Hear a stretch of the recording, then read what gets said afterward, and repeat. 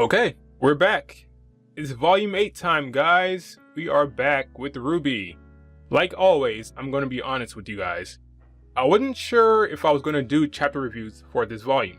First reason being, I'm really busy with work and I'm kind of lacking some motivation. Volume 7 was really bad. It was the second to worst volume of RWBY. The problems were manifold, and I went over that in my volume 7 review. So I wasn't really feeling up to it, but here we are. I'm going to be doing these reviews, and we'll see how far I can go. We're going to do something different this time around. If you watched my volume 7 review, you saw that I was very upset with how much events did not matter. So and I spent a lot of time talking about those events, and that was ultimately upsetting. So this time around, I'm gonna do something a little different. I'm gonna be focusing on the characters more so than the events. Reviews are gonna be more about the character progression, the character interactions, the agency of the characters, the development, stuff like that. I'm not saying I don't care about the events in the show.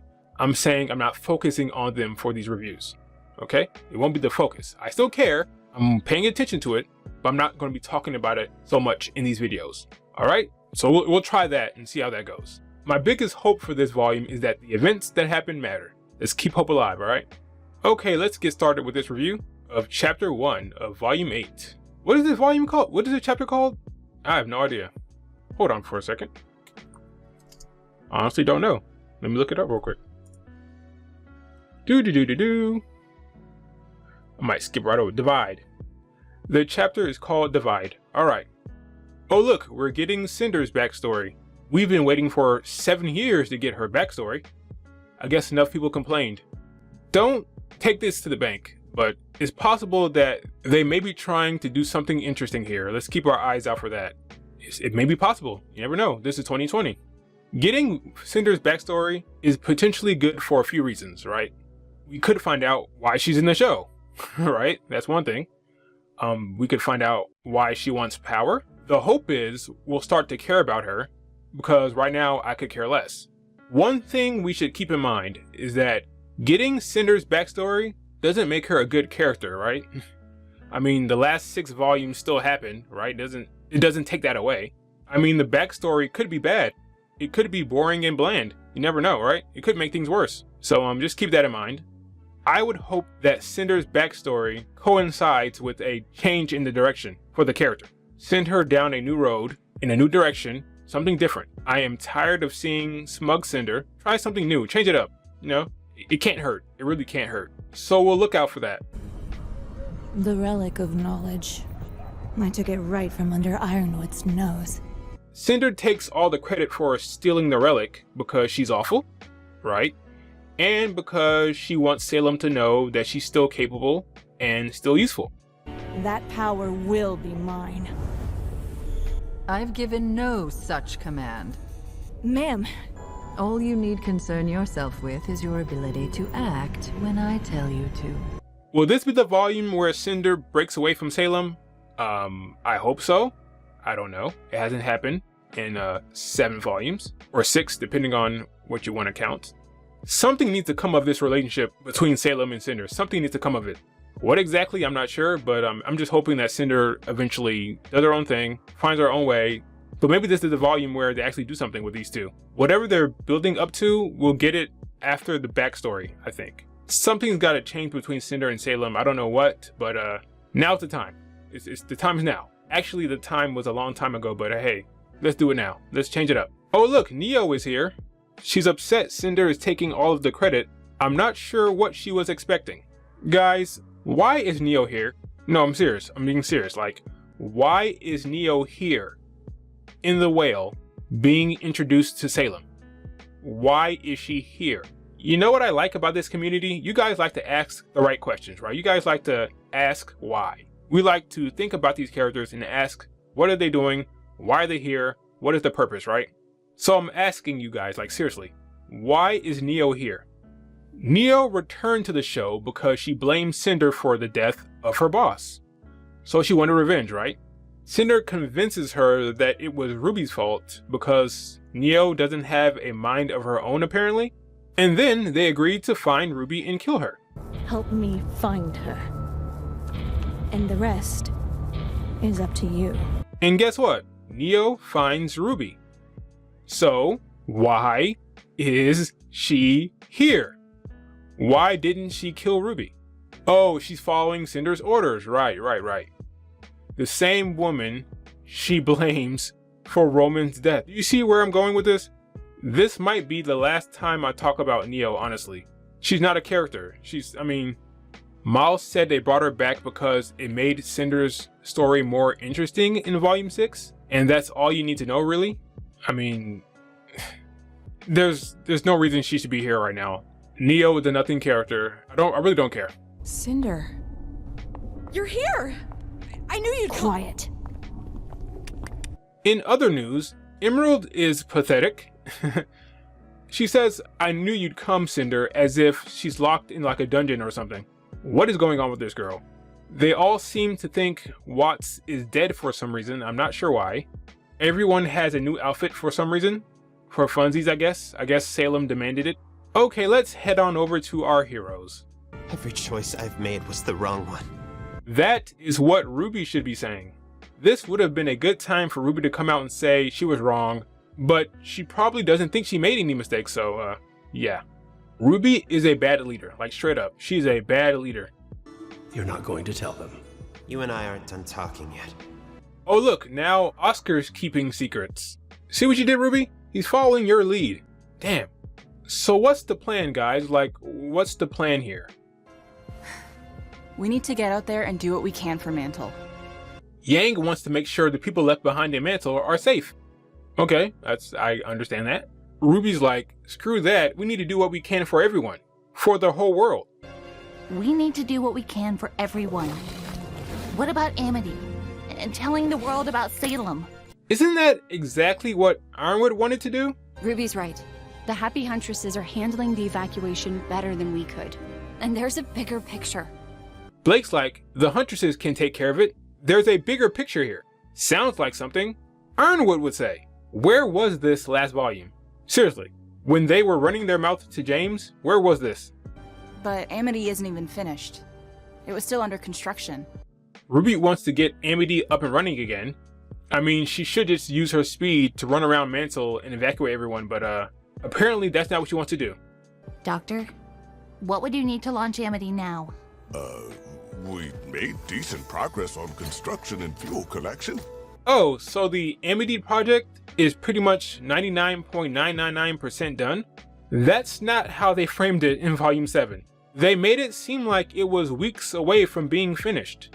Even Watts commented on how it wasn't finished.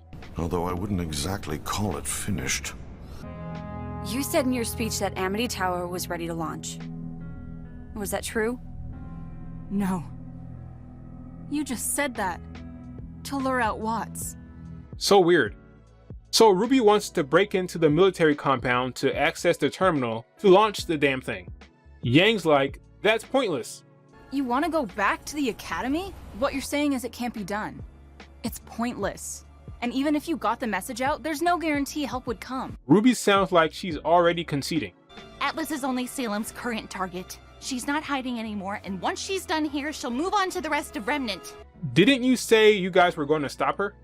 It's like she knows that now that Salem is here, Mantle is screwed, which sounds a lot like Ironwood. Are you guys seeing a pattern here? RWBY, when we came here, we said we'd follow your lead. Things haven't exactly worked out. Finally someone says it. This was Yang's best moment since Volume 4. RWBY is a bad leader, straight up. She was especially bad in Volume 7. Stop listening to her. Look, everyone is all shocked that Yang told the truth. It's hilarious. Good for you, Yang. I said back in August in a tweet that if Yang actually called out RWBY for her crappy decision making, she would shoot up the ranks for me. I'm happy that someone called her out. Good on you, Yang. I'll give credit where credit is due. Now I know some of you will say, Yang's one to talk. She's the one who came up with the idea to go behind Ironwood's back. It was her idea to tell Robin about Amity Colosseum. I hear you. Trust me, you're talking to me right now. I know. Trust me, okay? Just let Yang have this, okay? I know she's not the best messenger. Let's just let her have this, okay? Okay, let her have it. Someone had to call RWBY out. She did it. I'm happy. There are people here who need us right now. That's something we can actually do. Rin agrees with Yang, but I think it would have been more interesting if he was upset that they defied Ironwood. If he was mad that they didn't go along with Ironwood's plan, I think it would have been more compelling and more interesting.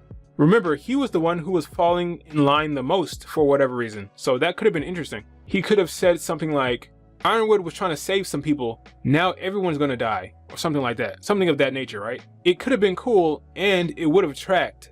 Oh well. One thing is clear, we all know where Nora stands.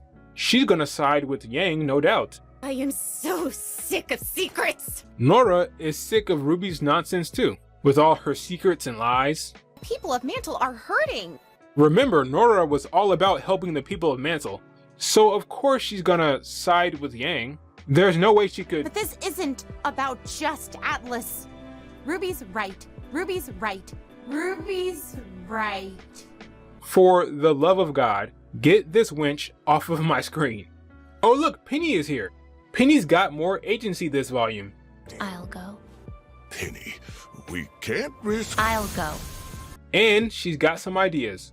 Let me take the relic to Salem, and maybe she will call off her attack on the kingdom.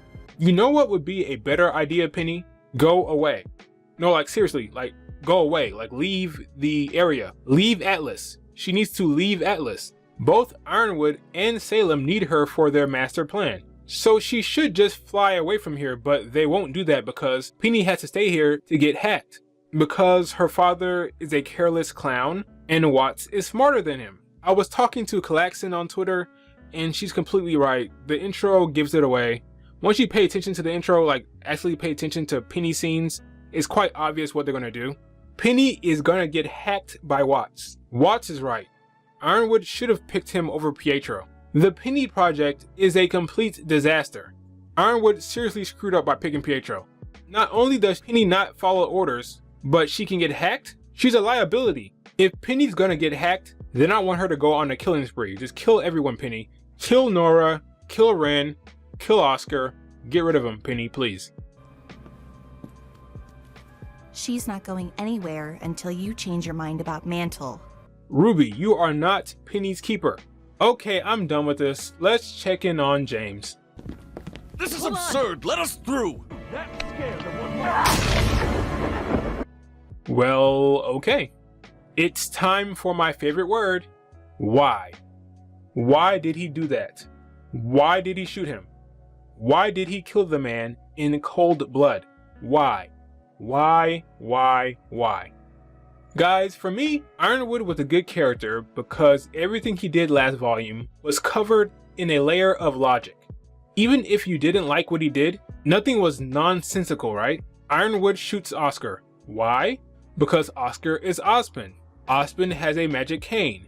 Ozpin can fight. Ozpin can't be trusted.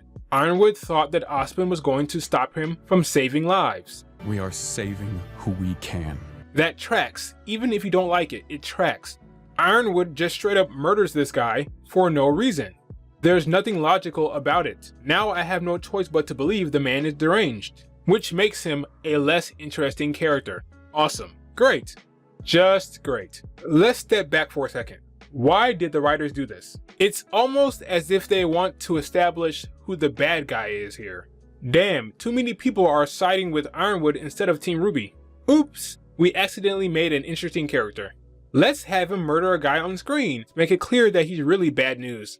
See guys, he's crazy. Clearly a villain. Now everyone will side with Team RWBY. Yeah, woohoo! See? Team RWBY were right not to trust him. Ironwood is nuts. There you have it, folks. Ironwood is a bad guy, and he's less interesting now. He'll probably die this volume, honestly, and that will be it. Harriet is really upset about Clover's death. She'll probably fight Crow and get her ass kicked. I mean, she couldn't even beat RWBY. I saved Salem for last. She's finally here. The big bad, ladies and gentlemen. What will she do to announce her presence in this volume? Well, nothing. She doesn't do anything. She doesn't kill anyone. She doesn't even set the tone. They gave that to James. He sets the tone for this volume. It's madness. She puts Cinder in her place and that's pretty much it. Yeah, that's it. Salem's like us. She just wants to know why Neo was here. Who is she? Neapolitan. She knows what the relics do, but somehow doesn't know how to use them. She sends a Grimm to go capture Oscar, so Oscar can tell her. I guess she plans on torturing him. Chapter over.